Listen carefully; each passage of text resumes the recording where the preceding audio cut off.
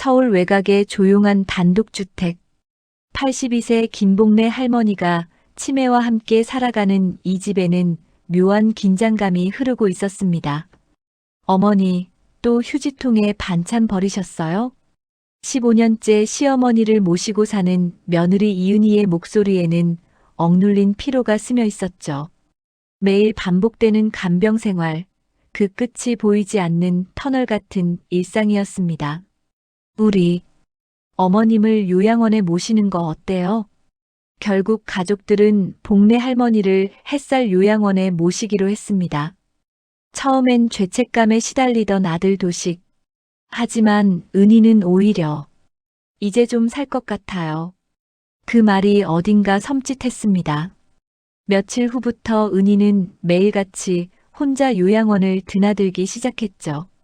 어머님께 간식도 드리고 속옷도 갈아입혀 드려야 하거든요. 성실한 며느리로 보였습니다. 하지만 마지막 면회자가 왔다. 복래 할머니는 은희를 그렇게 부르며 무서워했습니다. 왜일까요?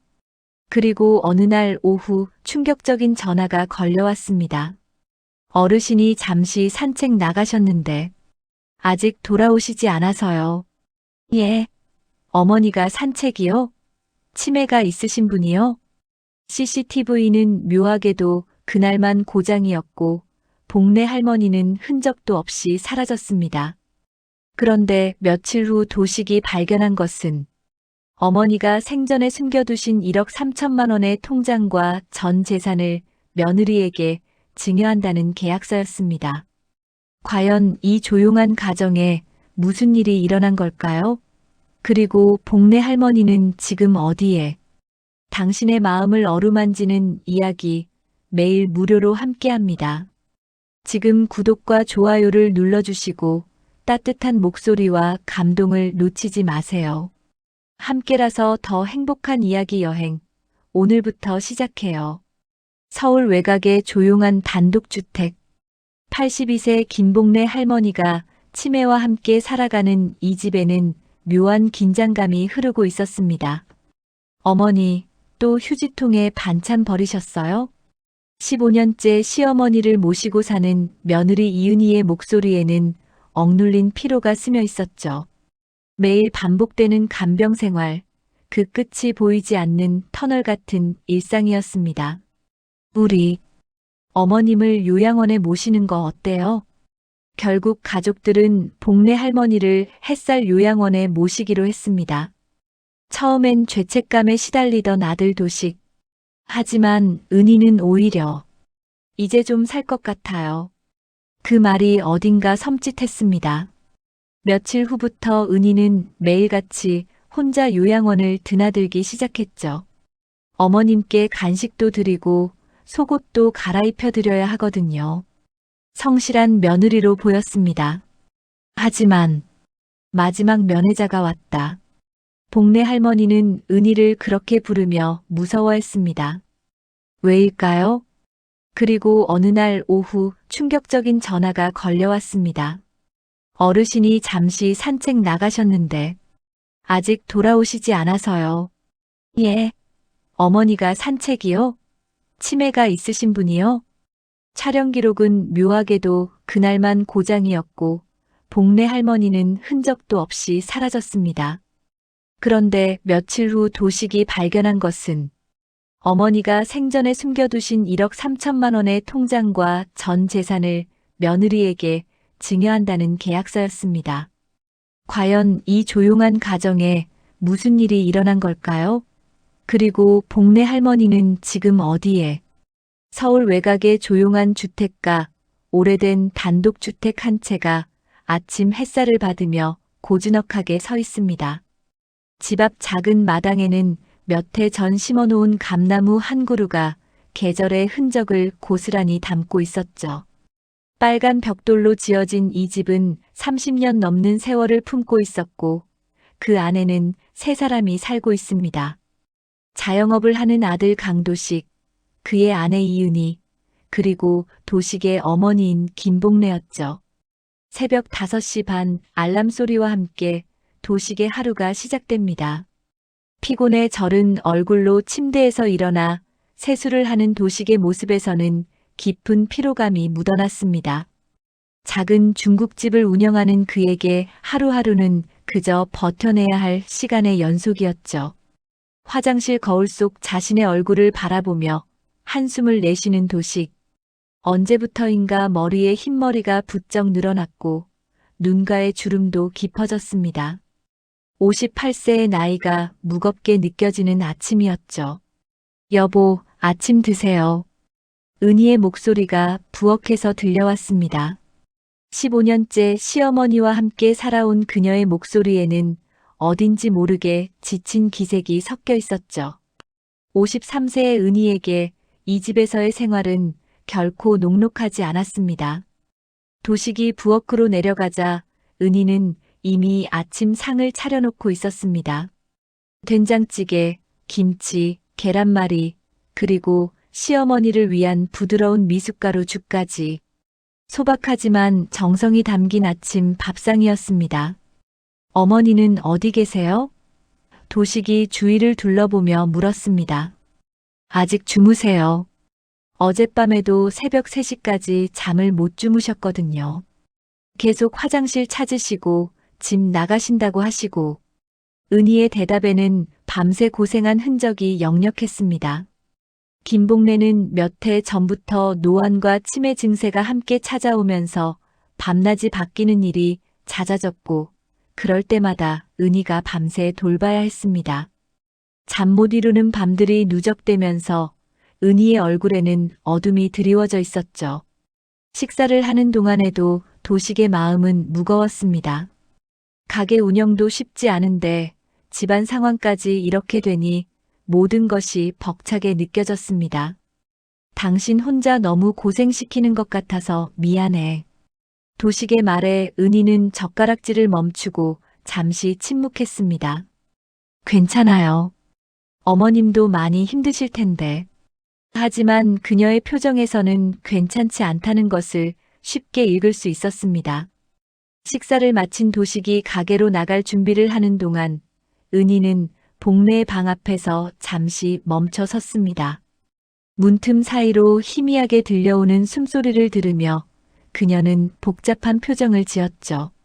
15년이라는 세월, 결코 짧지 않은 시간 동안 시어머니를 모시며 살아온 은희에게는 말로 닿을 수 없는 피로감이 쌓여 있었습니다.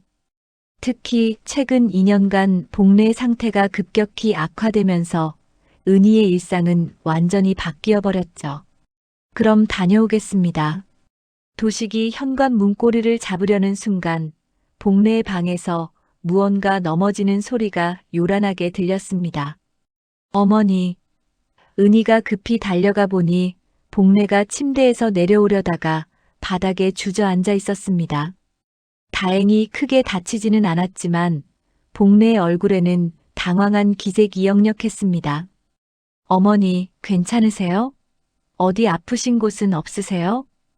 은희가 부축하며 물었지만 복례의 눈빛은 흐릿했습니다.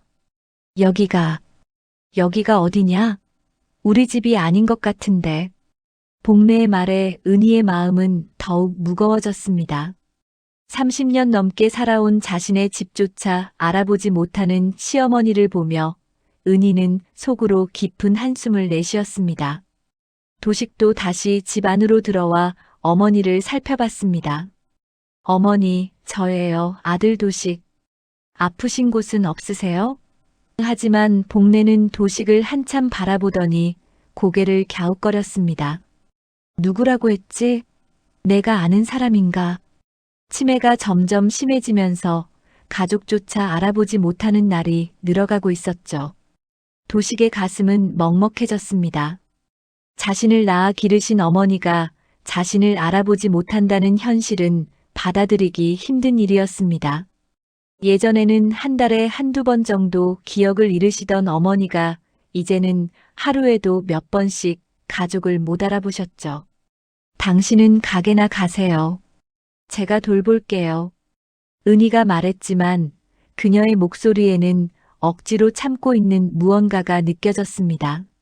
15년 동안의 며느리 생활, 그 중에서도 특히 최근 2년간의 고난이 그녀를 지치게 만들고 있었습니다.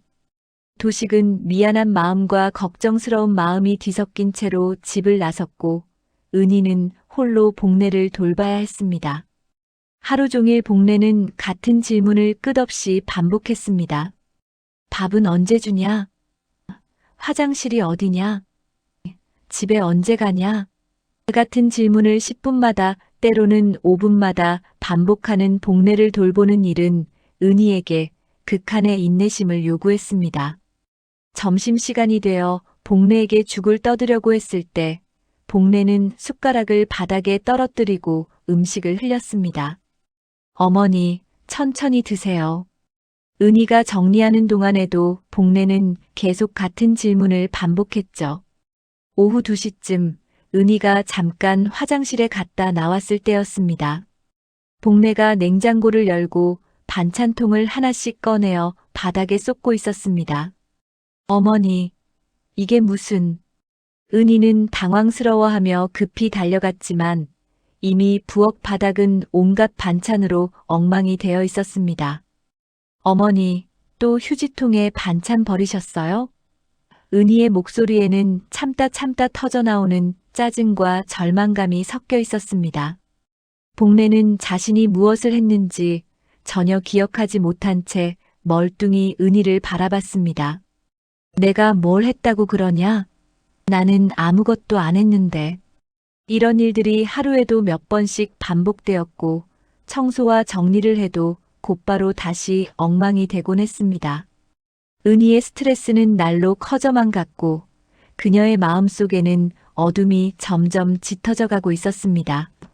저녁이 되어 도식이 피곤한 몸을 이끌고 집에 돌아왔을 때 은희는 부엌에서 설거지를 하며 눈물을 훔치고 있었습니다. 하루 종일 혼자서 복례를 돌보며 겪은 스트레스와 피로가 극에 달해 있었죠. 당신도 정말 고생 많지.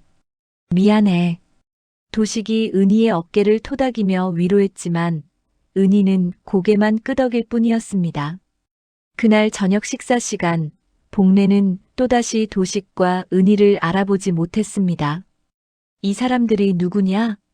왜 우리 집에 있지? 복례의 말에 도식은 가슴이 먹먹해졌습니다. 매일 반복되는 일이지만 여전히 적응이 되지 않았죠.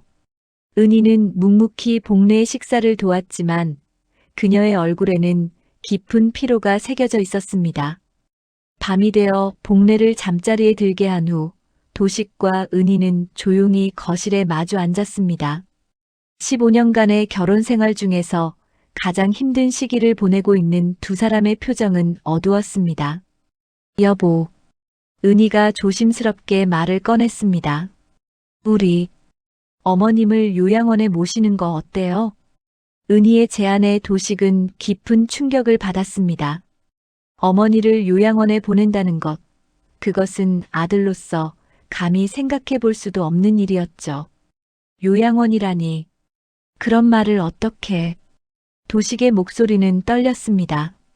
하지만 은희는 더 이상 참을 수 없다는 듯 고개를 저었습니다. 정말 힘들어요. 이렇게 계속 갈 수는 없어요. 정말 그래야 할까요? 도식의 목소리에는 고민의 깊이가 담겨 있었습니다. 평생 자식들을 위해 살아온 어머니를 요양원에 보낸다는 것.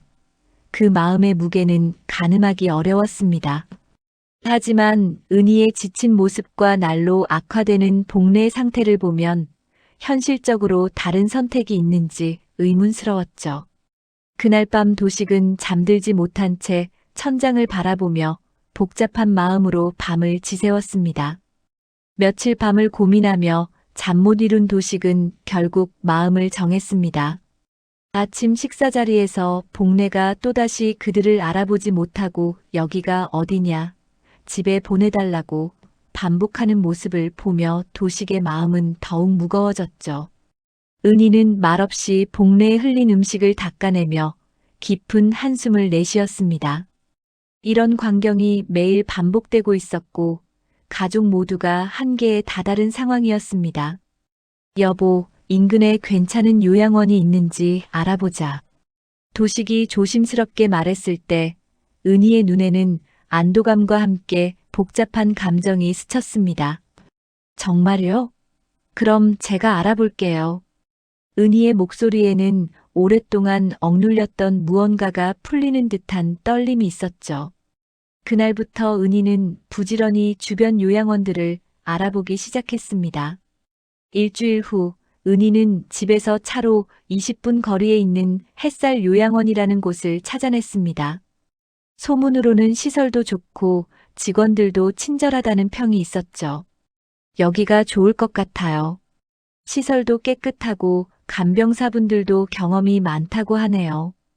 은희가 요양원 팸플릿을 보여주며 설명했습니다. 도식은 팸플릿의 사진들을 하나하나 살펴보며 복잡한 심정이었습니다. 깔끔한 시설과 웃고 있는 어르신들의 모습이 담긴 사진들이었지만 왠지 마음이 편하지 않았죠. 그 다음 주 목요일 도식과 은희는 함께 햇살 요양원을 방문했습니다. 3층 건물로 된 요양원은 외관상 깔끔해 보였고 로비에는 화분들이 정갈하게 놓여 있었습니다. 요양원장인 김 원장이 직접 나와서 시설을 안내해 주었죠. 어르신의 상태가 어떻게 되시나요? 김 원장의 질문에 도식은 어머니의 치매 증상과 일상생활의 어려움을 자세히 설명했습니다. 그 정도 상태라면 저희가 충분히 돌볼 수 있습니다. 24시간 간병 시스템이 갖춰져 있고 치매 전문 프로그램도 운영하고 있거든요. 김 원장의 설명을 들으며 도식은 조금씩 마음을 열기 시작했습니다. 시설을 둘러보니 생각보다 괜찮아 보였고 다른 어르신들도 편안해 보였죠. 하지만 여전히 어머니를 남에게 맡긴다는 죄책감은 쉽게 사라지지 않았습니다. 월 비용은 어느 정도 되나요? 은희가 현실적인 질문을 던졌습니다. 기본 케어 비용이 월 180만 원이고 치매 전문 케어는 추가로 50만 원입니다. 김 원장의 답변에 도식은 잠시 숨이 막혔습니다. 월 230만 원이라는 비용은 자영업자인 그에게는 작지 않은 부담이었죠. 하지만 은희는 괜찮아요. 우리가 감당할 수 있어요 라고 말하며 도식을 바라봤습니다. 집으로 돌아가는 길 차 안은 조용했습니다. 도식은 운전대를 잡고 있으면서도 마음은 복잡했죠. 정말 이게 맞는 걸까? 하는 생각이 계속 머릿속을 맴돌았습니다. 반면 은희는 창밖을 바라보며 어딘가 홀가분한 표정을 짓고 있었습니다. 시설이 생각보다 좋았어요. 어머님도 거기서 더 전문적인 케어를 받으실 수 있을 것 같고요. 은희의 말에는 확신이 담겨 있었습니다. 그날 저녁 복래는 또다시 밤잠을 이루지 못했습니다. 집에 가야 한다. 우리 집이 어디냐며 방 안을 서성이는 복래를 달래느라 은희는 새벽 3시까지 잠을 못 잤죠. 다음 날 아침 거울을 보는 은희의 얼굴에는 짙은 다크서클이 자리 잡고 있었습니다. 더 이상은 안 되겠어요. 은희가 피곤해 지친 목소리로 말했을 때 도식은 마침내 결심을 굳혔습니다. 알겠어요. 어머니를 요양원에 모시자. 도식의 말에 은희는 안도의 한숨을 내쉬었습니다. 하지만 동시에 도식의 마음은 무거웠죠. 평생 자신을 키워주신 어머니를 남의 손에 맡긴다는 것. 그 죄책감은 쉽게 사라지지 않을 것 같았습니다. 어머님께는 어떻게 말씀드릴까요? 은희의 질문에 도식은 한참을 고민했습니다. 다음 날 도식은 복래에게 조심스럽게 말을 꺼냈습니다. 어머니, 건강을 위해서 잠시 요양원에 가시는 게 어떨까요? 거기서 더 좋은 치료를 받으실 수 있어요. 하지만 복래는 도식의 말을 이해하지 못하는 듯 했습니다. 요양원이 뭐냐? 나는 여기서 살 거야. 복래의 반응은 예상했던 것보다 격했습니다. 치매에도 불구하고 낯선 곳에 대한 거부감은 여전히 남아 있었죠. 며칠간의 설득 끝에 복래는 마지못해 요양원에 가기로 했습니다. 정확히는 복례가 동의했다기보다는 상황을 제대로 이해하지 못하는 상태에서 가족들이 결정한 것이었죠. 입소일이 정해졌고 은희는 복례의 짐을 정리하기 시작했습니다. 오랫동안 입던 옷들, 사진들, 그리고 복례가 아끼던 작은 소품들을 가방에 담으면서 은희의 마음도 복잡했습니다. 입소 당일 아침 복례는 평소보다 더 혼란스러워했습니다. 어디 가는 거냐? 나는 안 가겠다며 방 안에서 나오지 않으려 했죠. 도식과 은희는 복례를 달래며 간신히 차에 태울 수 있었습니다. 요양원으로 가는 길 내내 복례는 집에 가자를 반복했고 도식의 마음은 찢어질 것 같았습니다. 햇살 요양원에 도착했을 때 직원들이 나와서 복례를 맞이했습니다. 어르신, 안녕하세요. 저희가 잘 모셔드릴게요. 간병사의 친절한 인사에도 복례는 경계심을 늦추지 않았죠. 도식은 어머니를 요양원에 맡기는 서류에 서명하면서 손이 떨렸습니다. 정말 이게 맞는 일일까? 하는 생각이 계속 들었지만 이미 돌이킬 수 없는 일이었습니다. 복례의 방을 배정받고 짐을 정리하는 동안 도식은 어머니의 손을 꼭 잡았습니다. 어머니, 여기서 건강하게 지내세요. 자주 뵈러 올게요. 하지만 복례는 도식을 알아보지 못한 채 이 사람이 누구냐? 고 물었습니다. 그 순간 도식의 눈가에는 눈물이 맺혔죠. 요양원을 나서는 길, 도식은 계속 뒤를 돌아봤습니다. 3층 창문 너머로 복례의 모습이 보이는 것 같았지만 실제로는 아무것도 보이지 않았죠. 은희는 도식의 어깨를 토닥이며 위로했습니다. 어머님을 위한 최선의 선택이었어요. 하지만 도식의 마음속 죄책감은 쉽게 사라지지 않았습니다. 집으로 돌아와 보니 갑자기 집안이 조용해졌습니다. 복례가 없는 집은 왠지 모르게 쓸쓸했죠. 하지만 은희의 표정에는 확실히 안도감이 스며 있었습니다. 이제 좀 살 것 같아요. 은희가 중얼거린 그 말이 도식에게는 어딘가 섬찟하게 들렸습니다. 왜 그런 기분이 드는지는 알 수 없었지만 묘한 불안감이 마음 한편에 자리 잡았죠. 복례가 요양원에 간 지 일주일이 지났습니다. 도식은 매일 저녁 가게 일을 마치고 요양원에 들러 어머니를 찾았죠. 하지만 복례는 여전히 도식을 알아보지 못했고 때로는 누구냐, 왜 자꾸 오냐며 경계하기까지 했습니다. 그럴 때마다 도식의 가슴은 찢어질 것 같았지만 어머니가 안전한 곳에서 전문적인 케어를 받고 있다는 생각으로 스스로를 달랬습니다. 어머님 어떠세요?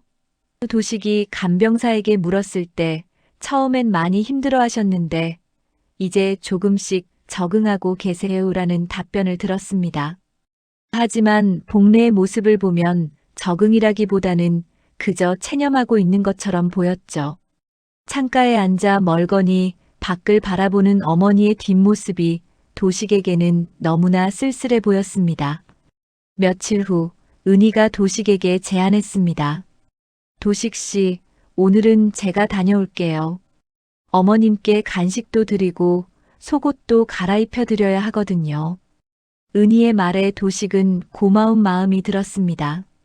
그동안 시어머니를 돌보느라 고생한 은희가 요양원에까지 찾아가겠다고 하니 기특하기도 했죠.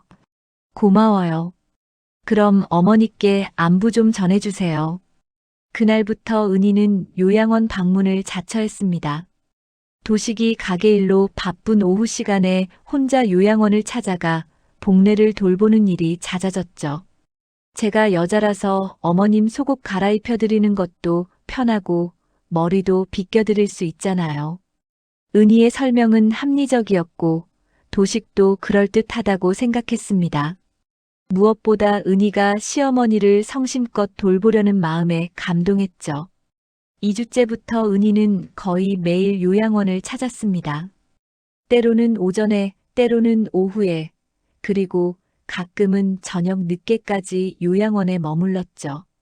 도식이 너무 자주 가는 것 아니야? 당신도 쉬어야지라고 말하면 은희는 어머님이 낯선 곳에서 외로워하실까 봐요라고 답했습니다. 그런 은희의 모습에 도식은 더욱 고마워했고 동시에 미안한 마음도 컸습니다. 한 달이 지나자 요양원 직원들도 은희의 얼굴을 익히게 되었습니다. 며느리분이 정말 효자시네요. 매일같이 오시니까 어르신도 좋아하실 거예요. 간병사의 말에 은희는 겸손하게 웃었습니다. 당연한 일이죠. 시어머님인데요. 하지만 은희의 눈빛에는 묘한 무언가가 스쳐 지나갔습니다. 어느 날 저녁 도식이 요양원에 갔을 때 간병사가 말했습니다. 오늘도 며느리분이 다녀가셨어요. 어르신 머리도 예쁘게 빗겨드리고 손톱도 깎아드리고 정말 정성스럽게 돌봐드리시더라고요. 도식은 은희에 대한 고마움으로 가슴이 뭉클해졌습니다. 15년간 시어머니를 모시며 고생한 은희가 요양원에서까지 이렇게 돌봐주다니 참으로 고마운 아내였죠. 하지만 이상한 일이 하나씩 생기기 시작했습니다. 도식이 요양원에 갔을 때 복례는 평소보다 더 혼란스러워했고 때로는 이유 없이 불안해하는 모습을 보였습니다. 어머니, 왜 그러세요? 아픈 곳이라도 있으세요? 도식이 물어도 복례는 명확한 대답을 하지 못했죠. 치매 때문이려니 생각했지만 왠지 모르게 마음이 불편했습니다. 더 이상한 건 복례의 개인 물품들이 하나둘씩 사라지고 있다는 것이었습니다. 처음에는 복례가 아끼던 금반지가 없어졌고 며칠 후에는 목걸이도 사라졌습니다. 간병사에게 물어보니 어르신이 어디에 두셨는지 기억을 못하시네요. 치매 때문에 물건을 이상한 곳에 숨기시는 경우가 많아요라는 답변만 돌아왔습니다. 어머니 반지 찾으셨어요? 도식이 은희에게 물었을 때 은희는 못 찾았어요.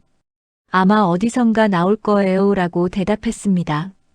하지만 은희의 표정에는 별로 걱정스러워하지 않는 기색이 역력했죠. 오히려 무덤덤해 보이기까지 했습니다.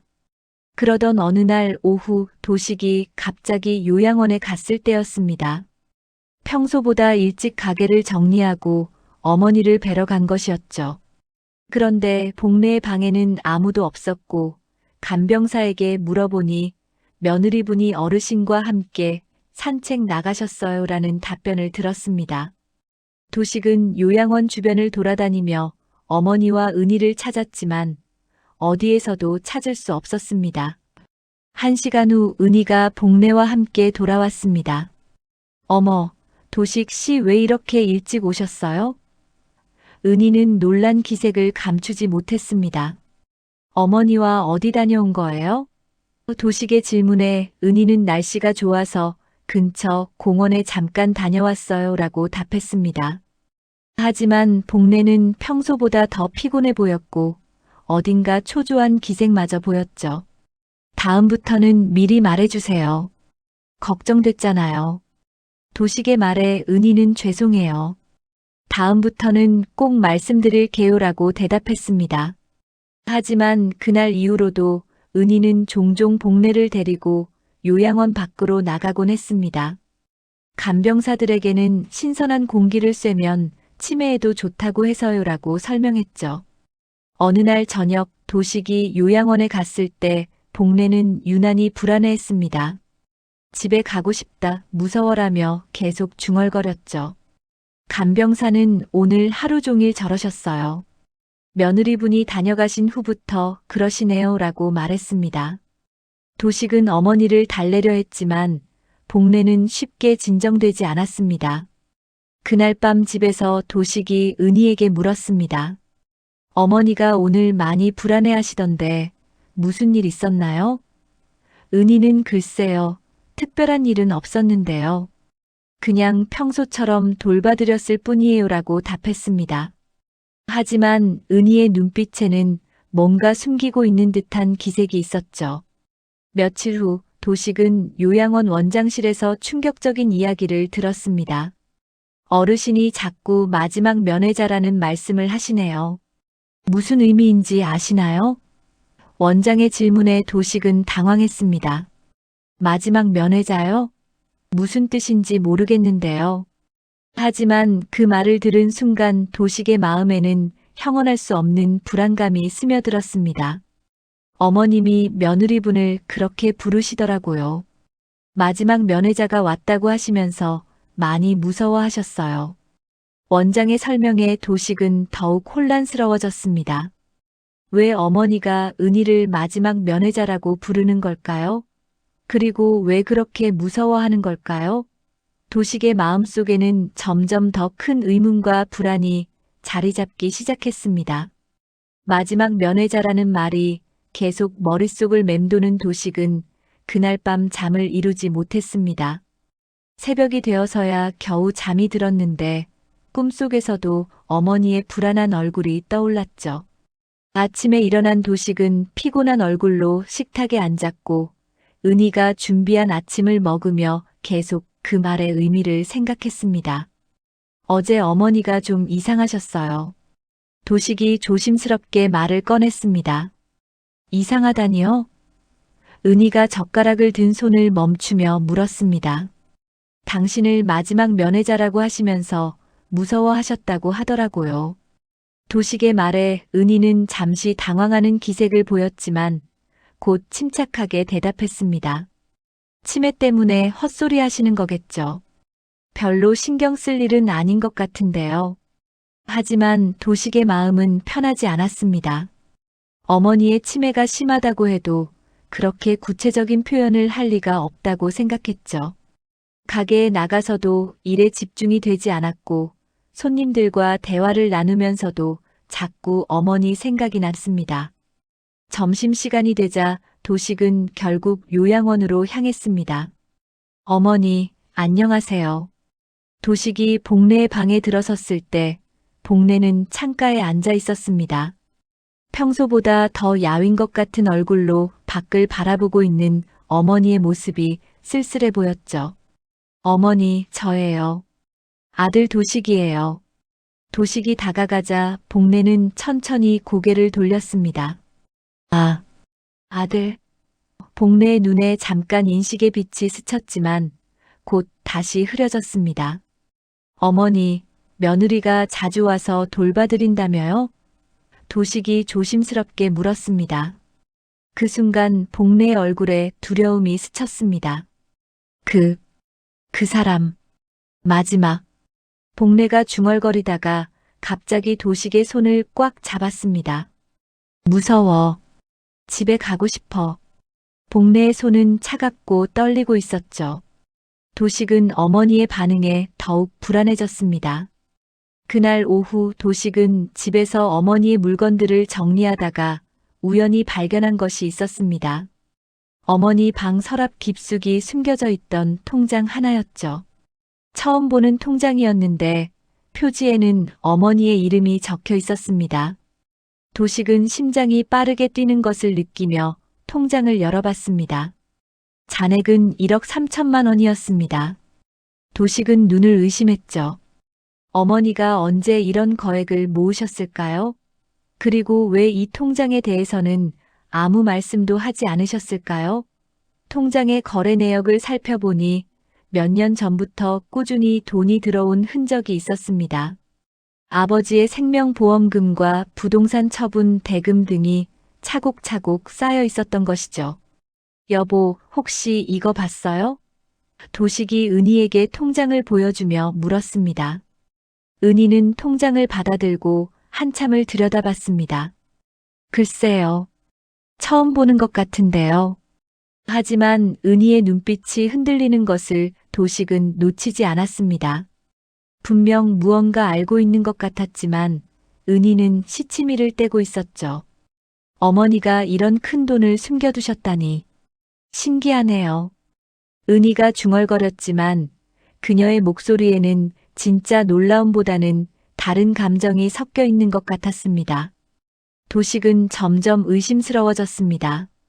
어머니의 재산 상황을 가장 잘 알 수 있는 위치에 있던 사람은 바로 은희였으니까요.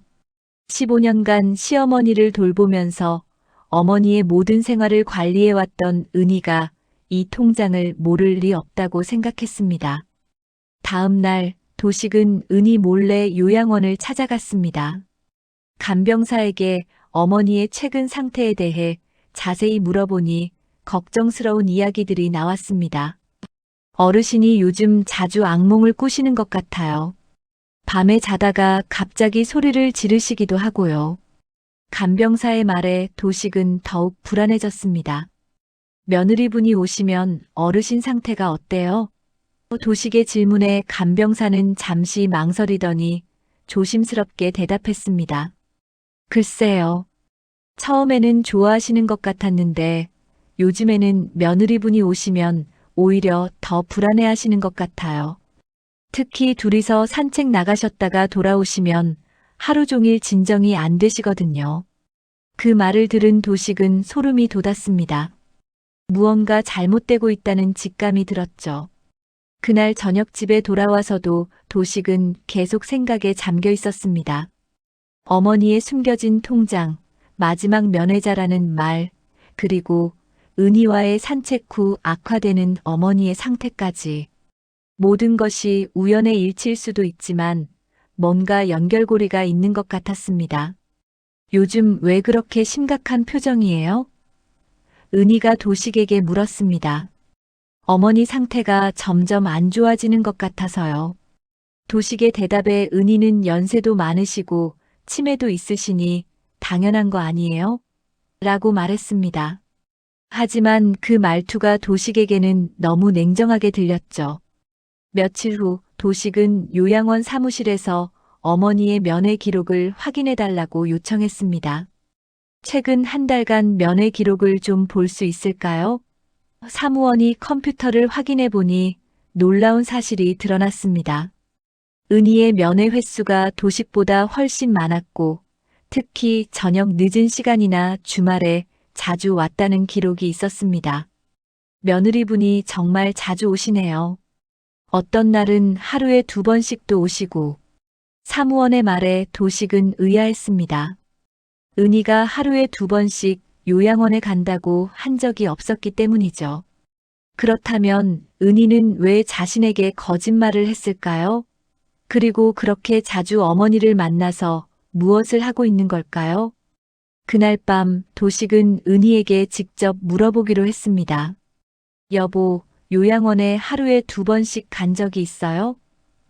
은희는 잠깐 당황하는 기색을 보이더니 그게 어머님 상태가 안 좋으시다고 해서 저녁에 다시 간 적이 있어요 라고 대답했습니다.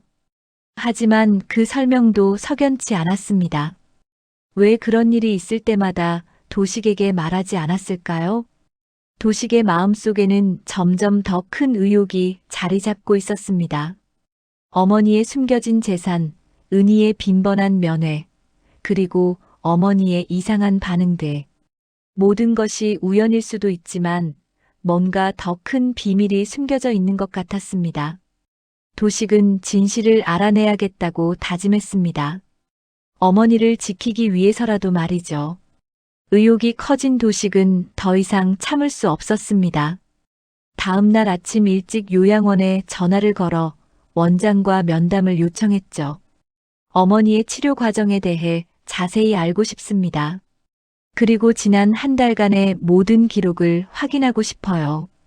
도식의 목소리에는 단호함이 담겨 있었습니다. 오전 10시 도식은 요양원 원장실에 앉아 있었습니다.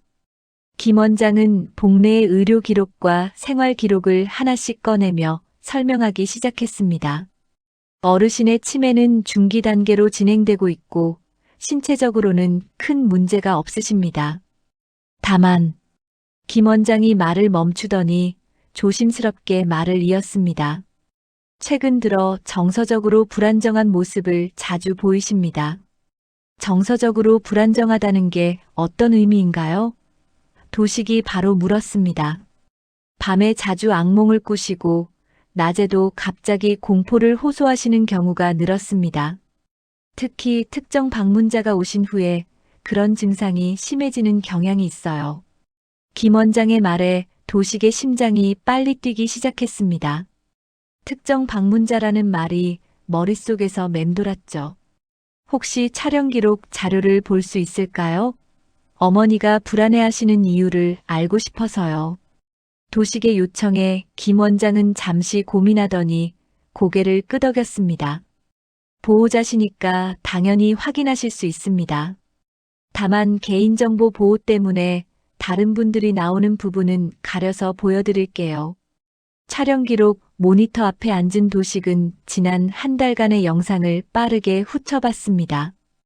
은희가 거의 매일 요양원에 와서 복례와 함께 시간을 보내는 모습들이 화면에 나타났죠. 처음에는 자연스러워 보였지만 자세히 보니 이상한 점들이 눈에 들어왔습니다. 은희와 복례가 함께 요양원을 나서는 모습들이 생각보다 자주 포착되었고 돌아올 때마다 복례의 표정이 어두워 보였습니다.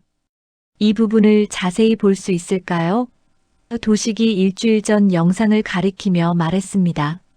화면 속에서 은희는 복례를 부축하며 요양원 뒷문으로 나가고 있었죠. 그런데 복례의 걸음걸이가 평소와 달랐습니다. 마치 억지로 끌려가는 것처럼 보였고 고개를 자꾸 뒤돌아보고 있었습니다. 며느리분이 어르신과 자주 산책을 나가시는군요. 김 원장이 말했습니다. 그런데 이상한 건 산책 후에 돌아오시면 어르신이 항상 많이 지쳐하시고 불안해하신다는 점입니다. 보통 산책 후에는 기분이 좋아지시는 게 일반적인데 말이죠. 김 원장의 말에 도식은 더욱 의심스러워졌습니다. 요양원을 나온 도식은 바로 경찰서로 향했습니다. 정식으로 실종 신고를 할 생각은 아니었지만 혹시 모를 상황에 대비해 상담을 받고 싶었죠. 어르신의 상태가 어떻게 되시나요?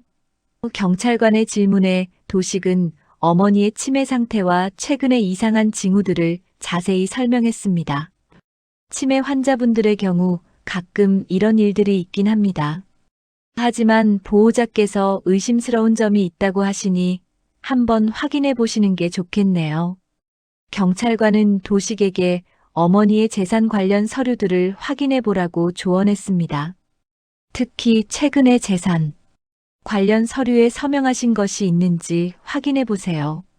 집으로 돌아온 도식은 어머니의 서류들을 하나씩 뒤져보기 시작했습니다. 서랍 깊숙이 숨겨져 있던 각종 계약서와 증명서들을 꺼내보니 충격적인 문서를 발견했습니다. 바로 재산 양도 계약서였죠. 계약서에는 전 재산을 며느리 이은희에게 증여한다는 내용이 적혀 있었고 복례에 도장이 찍혀 있었습니다. 도식은 손이 떨렸습니다. 계약서의 날짜를 보니 불과 보름 전에 작성된 것이었습니다. 어머니가 요양원에 들어가신 후였죠. 말도 안 돼. 우리 어머니는 도장도 잘 못 찍으셨는데. 도식은 중얼거리며 계약서를 자세히 살펴봤습니다. 도장 자국이 너무 깔끔하고 정확했습니다. 치매로 손떨림이 심한 어머니가 이렇게 정확하게 도장을 찍을 수 있을까요? 더 놀라운 것은 계약서 뒷면에 첨부된 서류들이었습니다. 은행 계좌 이체 동의서, 부동산 명의 이전 동의서 등이 모두 복례의 이름으로 서명되어 있었죠. 하지만 필적을 자세히 보니 평소 어머니의 글씨체와는 많이 달랐습니다. 특히 김복례라는 서명이 너무 또박또박하게 써져 있어서 의심스러웠습니다. 이게 대체 뭐야? 도식이 계약서를 들고 있을 때 현관문이 열리는 소리가 들렸습니다. 은희가 장을 보고 돌아온 것이었죠. 도식은 재빨리 계약서를 원래 자리에 넣고 아무렇지 않은 척했습니다. 하지만 마음은 복잡했습니다. 이 계약서에 대해 은희에게 직접 물어봐야 할지 아니면 더 조사해 본 후에 이야기해야 할지 고민되었죠. 어머님 어떠셨어요? 은희가 가방을 내려놓으며 물었습니다. 네, 괜찮으셨어요. 도식이 대답했지만 목소리가 평소와 달랐습니다. 은희는 도식의 표정을 살피더니 왜 그렇게 심각한 얼굴이세요? 라고 물었습니다. 아무것도 아니에요. 그냥 어머니 생각에. 도식은 얼버무렸습니다. 그날 밤 도식은 잠들지 못하고 계속 생각했습니다. 어머니의 숨겨진 통장, 의심스러운 재산 양도 계약서, 그리고 요양원에서의 이상한 행동들. 모든 것이 우연일 수는 없었습니다. 분명 뭔가 큰일이 벌어지고 있는데 그 중심에 은희가 있는 것 같았죠. 다음 날 아침 도식은 결심을 굳혔습니다. 더 이상 추측만 하고 있을 수는 없었습니다.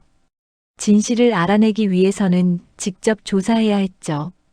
가게 일을 마친 후 도식은 복례가 다니던 은행에 찾아갔습니다. 어머니 계좌 거래 내역을 확인하고 싶습니다. 은행 직원이 컴퓨터를 확인해 보니 또 다른 충격적인 사실이 드러났습니다. 지난 한 달간 복례 계좌에서 여러 차례에 걸쳐 큰 금액이 인출되었던 것입니다. 총 8천만 원이 4번에 나누어 인출되었고 모두 은희의 계좌로 이체되었죠. 이 거래들이 모두 본인 동의하에 이루어진 건가요? 도식의 질문에 직원은 보호자 동반으로 처리된 건들이네요 라고 답했습니다. 도식은 충격에 휩싸였습니다. 은희가 어머니를 이용해서 거액의 돈을 빼돌리고 있었던 것이었습니다. 그것도 어머니가 요양원에 들어간 후에 말이죠.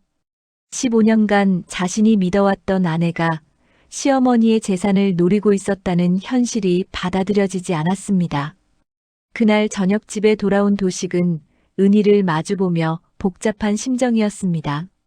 어떻게 이 문제를 해결해야 할지, 그리고 어떻게 어머니를 보호해야 할지 고민되었죠. 무엇보다 은희가 정말로 어머니에게 해를 끼치려는 것인지 아니면 다른 이유가 있는 것인지 확인해야 했습니다. 하지만 한 가지는 분명했습니다. 더 이상 이 상황을 방치할 수는 없다는 것이었죠. 더 이상 참을 수 없었던 도식은 결국 은희와 직접 대면하기로 결심했습니다. 그날 밤 늦게 집에 돌아온 은희가 거실에서 텔레비전을 보고 있을 때 도식은 어머니의 재산 양도 계약서와 은행 거래 내역서를 테이블 위에 펼쳐 놓았습니다. 은희는 서류들을 보는 순간 얼굴이 하얗게 질렸죠. 은희야, 이게 뭐야? 도식의 목소리는 떨리고 있었습니다. 15년간의 결혼 생활 중에서 아내에게 이렇게 강하게 따져본 적이 없었지만 이번만은 달랐습니다. 어머니의 안전이 걸린 문제였으니까요. 은희는 한참을 침묵하며 서류들을 바라보더니 천천히 입을 열었습니다. 당신이 언제부터 알고 있었어요? 내가 어머니한테 무슨 짓을 한 거야? 도식의 목소리에는 분노와 배신감이 뒤섞여 있었습니다. 은희는 고개를 숙인 채 대답하지 않았죠. 그 침묵이 도식에게는 모든 것을 인정하는 것처럼 보였습니다. 8천만 원을 어떻게 쓴 거야? 그리고 이 계약서는 뭐고? 도식이 계속 추궁했습니다. 당신은 몰랐겠지만 은희가 드디어 입을 열었습니다. 나는 그동안 시어머니 밑에서 사람이 아니었어. 은희의 목소리에는 15년간 쌓인 원망이 담겨 있었습니다. 15년 동안 하루도 편할 날이 없었어. 특히 치매가 시작된 후로는 정말 지옥 같았어. 도식은 은희의 말을 들으며 복잡한 심경이었습니다. 분명 은희가 고생한 것은 사실이었습니다. 하지만 그것이 어머니의 재산을 훔치고 속일 이유가 될 수는 없었죠. 그래도 이럴 수는 없어. 어머니는 우리 가족이야. 도식의 말에 은희는 비웃는 듯한 표정을 지었습니다. 가족이라고? 시어머니가 나를 가족으로 여긴 적이나 있었나? 은희의 목소리가 높아졌습니다. 15년 동안 나는 그냥 무료 간병인이었어. 밥 해주고 빨래 해주고 뒤치다꺼리 해주는 그런 존재였다고. 은희의 눈에는 눈물이 맺혔지만 그것이 후회의 눈물인지 분노의 눈물인지 알 수 없었습니다. 그래도 사람이라면 이럴 수는 없어. 도식이 고개를 저으며 말했습니다. 어머니가 치매에 걸려서 제대로 판단도 못하시는데 그걸 이용해서. 도식은 말을 끝맺지 못했습니다. 너무나 충격적인 현실이었기 때문이죠. 자신이 사랑한 아내가 이런 일을 저질렀다는 것이 믿어지지 않았습니다. 난 그냥 벗어나고 싶었어. 은희가 중얼거렸습니다. 이 집에서, 이 생활에서 돈이라도 없었으면 나 떠났을 거야. 은희의 고백은 도식에게 또 다른 충격이었습니다. 은희가 그렇게 불행했다는 것을 전혀 몰랐던 자신이 미안하기도 했지만 동시에 배신감도 컸죠. 그럼 계약서는 어떻게 만든 거야? 어머니가 직접 사인하신 거야? 도식의 질문에 은희는 한참을 망설이더니 고개를 끄덕였습니다. 어머님이 하시긴 했어요. 하지만 은희가 말을 멈췄습니다. 하지만 뭐야? 도식이 재촉했죠. 어머님이 완전히 이해하고 하신 건 아니에요. 은희의 목소리는 점점 작아졌습니다. 제가 조금 설명을 다르게 했어요. 요양원 입소 동의서라고 하면서 은희의 고백에 도식은 분노가 치밀어 올랐습니다. 치매로 판단력이 흐려진 어머니를 속여서 재산을 가로챈 것이었습니다. 은희야, 이건 사기야. 범죄라고. 도식의 목소리는 떨렸습니다. 어머니를 어떻게 이렇게 속일 수가 있어? 은희는 고개를 들어 도식을 바라봤습니다. 그녀의 눈에는 여전히 원망이 가득했죠. 나도 살고 싶었어요. 이대로 계속 시어머니 간병만 하다가 늙어 죽고 싶지 않았어요. 도식은 은희의 마음을 이해하려고 노력했습니다. 하지만 방법이 잘못되었다는 것은 분명했죠. 그럼 나에게 말했어야지. 우리가 함께 해결책을 찾을 수 있었잖아. 도식의 말에 은희는 쓴웃음을 지었습니다. 당신이 시어머니보다 나를 선택했을 거라고 생각해요? 그 질문에 도식은 답할 수 없었습니다. 정말로 어머니와 아내 사이에서 어떤 선택을 했을지 확신할 수 없었기 때문이죠. 하지만 이런 식으로 문제를 해결하는 것은 옳지 않다는 것만은 분명했습니다.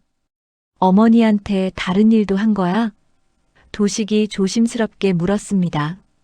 은희는 잠시 망설이더니 고개를 저었습니다.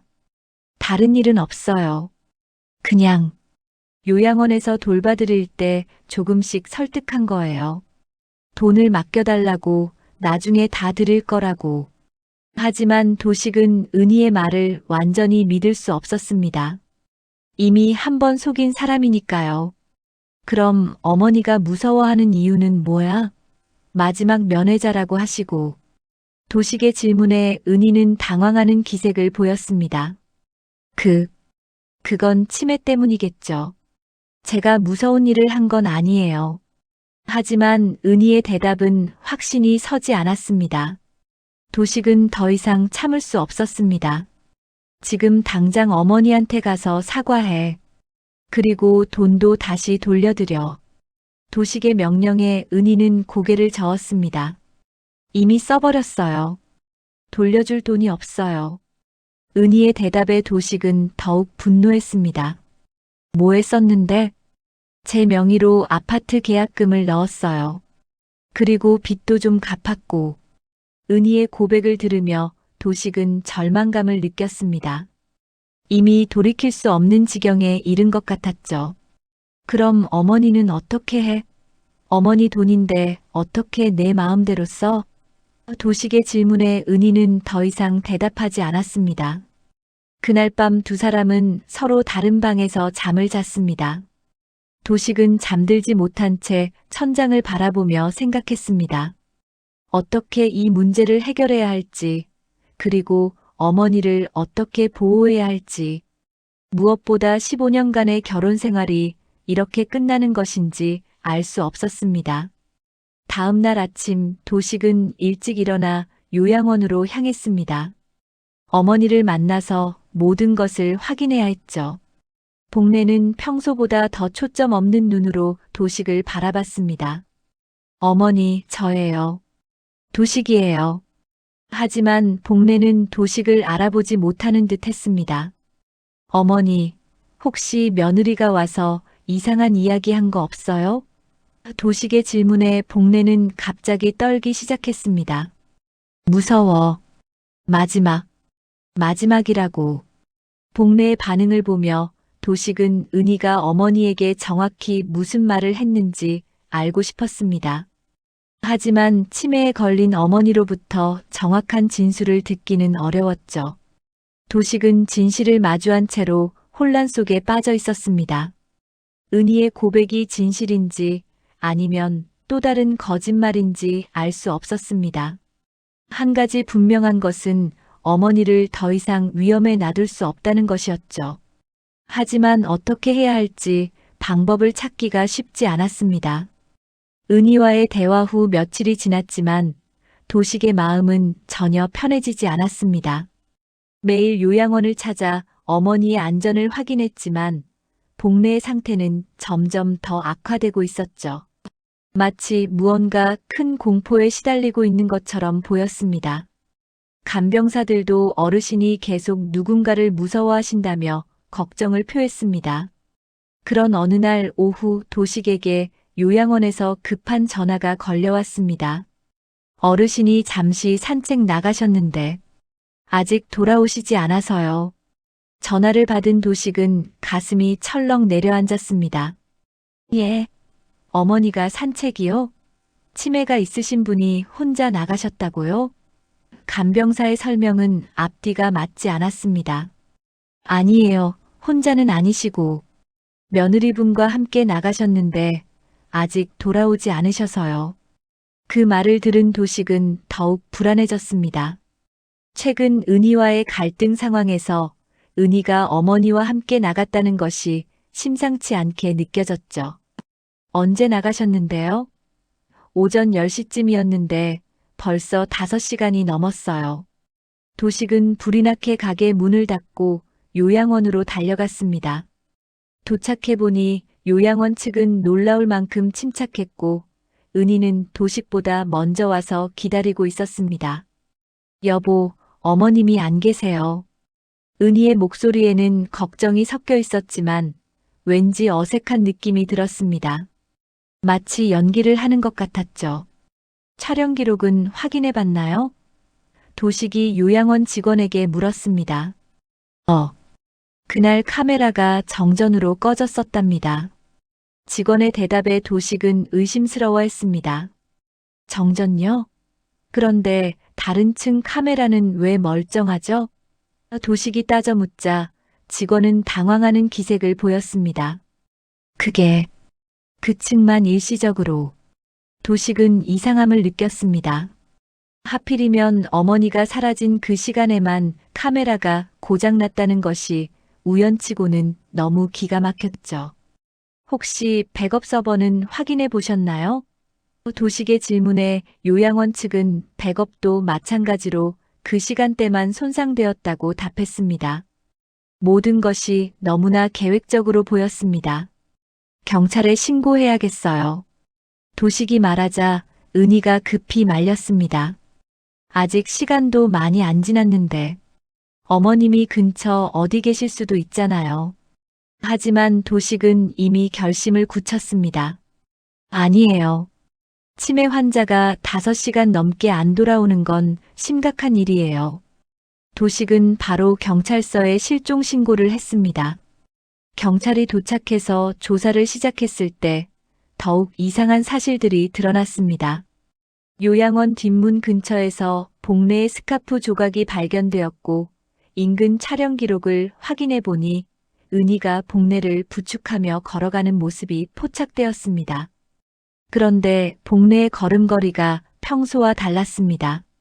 마치 의식이 없는 상태에서 끌려가는 것 같았죠. 며느리님, 어머님과 어디까지 다녀오신 거죠?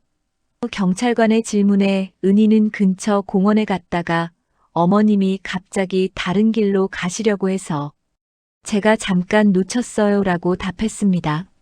하지만 은희의 설명에는 앞뒤가 맞지 않는 부분들이 많았습니다. 경찰이 요양원 주변을 수색하던 중 요양원에서 1km 떨어진 폐가 된 컨테이너 근처에서 중요한 단서를 발견했습니다. 복래가 평소 목에 걸고 다니던 목걸이와 함께 은희의 휴대폰이 떨어져 있었던 것입니다.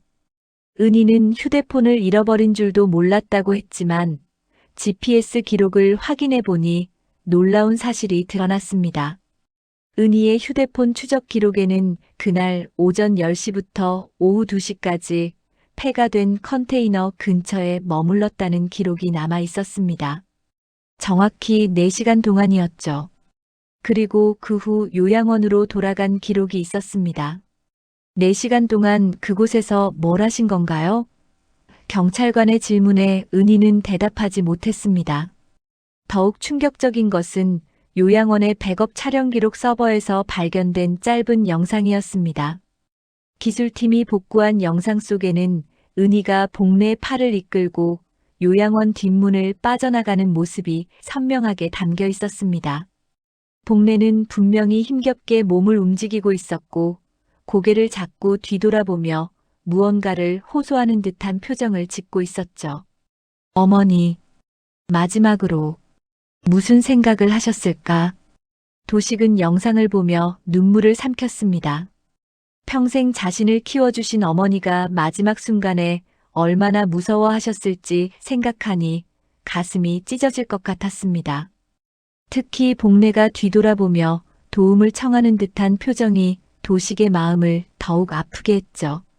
경찰은 은희를 긴급 체포했습니다. 증거가 너무나 명확했기 때문이었습니다. 촬영 기록 영상, 추적기 기록, 그리고 현장에서 발견된 물증들이 모두 은희를 가리키고 있었죠. 하지만 은희는 끝까지 어머님과 산책을 하다가 실수로 놓쳤을 뿐이라며 혐의를 부인했습니다. 정말 어머님에게 해를 끼치지 않았나요? 도식이 은희에게 마지막으로 물었을 때 은희는 고개를 돌리며 대답하지 않았습니다. 그 침묵이 도식에게는 모든 것을 인정하는 것처럼 느껴졌죠. 15년간 함께 살아온 아내가 어머니에게 해를 끼쳤다는 현실을 받아들이기가 힘들었습니다. 수색은 계속되었지만 복내는 끝내 발견되지 않았습니다.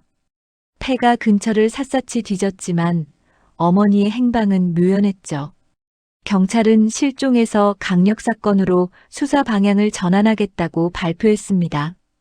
도식에게는 절망적인 소식이었습니다. 그날 밤 혼자 집에 돌아온 도식은 어머니의 방에 앉아 오열했습니다. 어머니가 입던 옷들, 사용하던 물건들을 보며 그리움과 죄책감에 휩싸였죠. 제가 더 일찍 알아챘어야 했는데 어머니를 지켜드리지 못해서 죄송합니다. 도식은 어머니의 사진을 안고 밤새 눈물을 흘렸습니다. 은희가 체포된 지 일주일이 지났습니다. 연일 언론에서는 며느리의 시어머니 살해 의혹이라는 제목으로 이 사건을 다뤘고 도식은 하루하루가 지옥 같았습니다.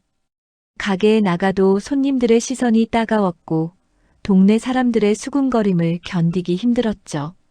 무엇보다 어머니를 찾지 못했다는 절망감이 도식을 짓눌렀습니다. 경찰 조사가 진행되면서 더욱 충격적인 사실들이 드러났습니다.